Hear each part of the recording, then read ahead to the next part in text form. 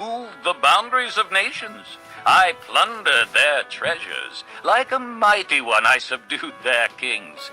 As one reaches into a nest, so my hand reached for the wealth of the nations. As men gather abandoned eggs, so I gathered all the countries. Not one flapped a wing or opened its mouth to chirp. Does the axe raise itself above him who swings it, or the saw boast against him who uses it?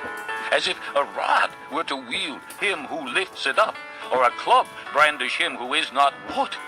Therefore the Lord Almighty, will send a wasting disease upon his sturdy warriors.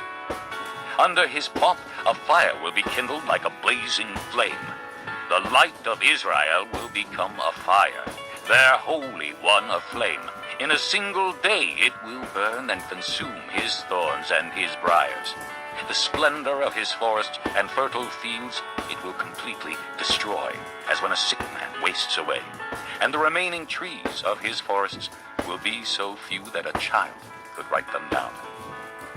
In that day, the remnant of Israel, the survivors of the house of Jacob, will no longer rely on him who struck them down, but will truly rely on the Lord, the Holy One of Israel.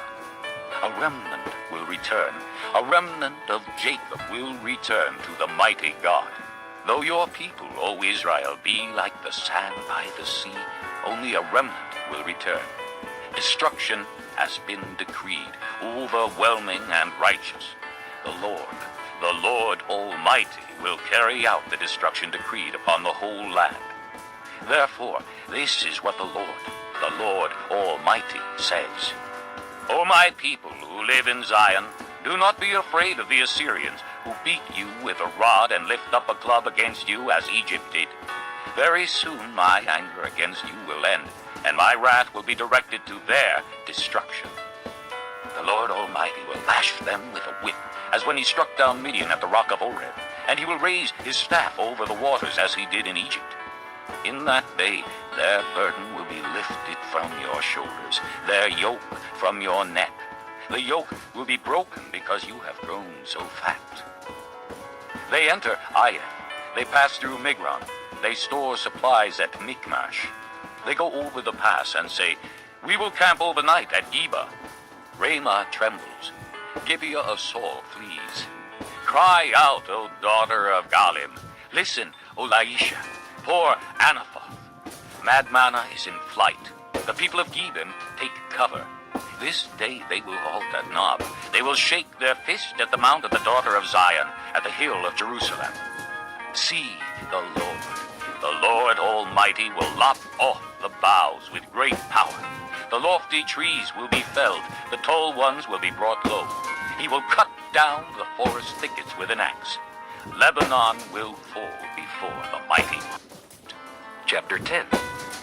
Woe to those who make unjust laws, to those who issue oppressive decrees to deprive the poor of their rights and withhold justice from the oppressed of my people, making widows their prey and robbing the fatherless.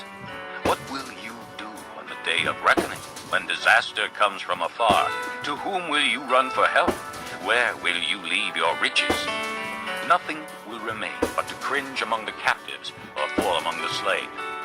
Yet for all this his anger is not turned away, his hand is still upraised.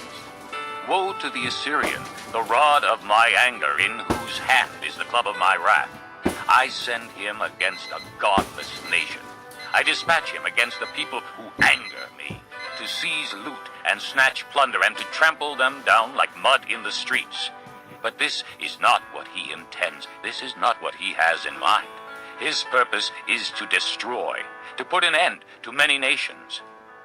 Are not my commanders all kings, he says? Has not Calno fared like Carchemish? Is not Hamath like Arpad, and Samaria like Damascus? As my hand seized the kingdoms of the idols, kingdoms whose images excelled those of Jerusalem and Samaria, shall I not deal with Jerusalem and her images, as I dealt with Samaria and her idols? When the Lord has finished all his work against Mount Zion and Jerusalem, he will say, I will punish the king of Assyria for the willful pride of